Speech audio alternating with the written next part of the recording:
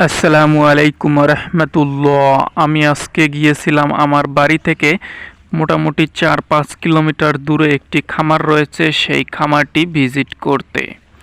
সেই খামারে গিয়ে দেখতে পাই সেখানে আহামরি অনেক বড় পরিসরে তেমন কোনো উম, হাঁস মুরগি পালনের কোনো ব্যবস্থা নেই। প্রায় অনেক রকমের হাঁস মুরগি দেখেছি, কিন্তু সেইগুলো অল্প পরিসরে, অনেক কম।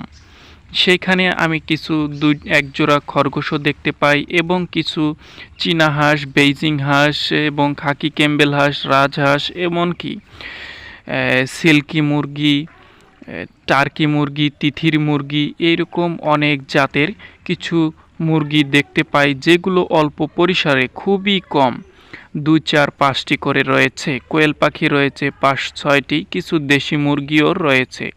সবগুলোই কম পরিসরে দেখতে পাই। খামারটি আমার কাছে অনেক সুন্দর লাগে, কিন্তু খুবই কম পরিসরে রয়েছে খামারে হাঁস মুরগি এবং অন্যান্য সব কিছু। তবে মোটামুটি একটু ভালো পরিসরে তারা আরও মুরগি সেখানে খামারে তৈরি করবে, এই কারণে তারা নতুন করে ঘর তৈরি করছে, যেখানে আরও বেশি পরিসরে মুরগি তারা সেখানে বড় পালন করবে।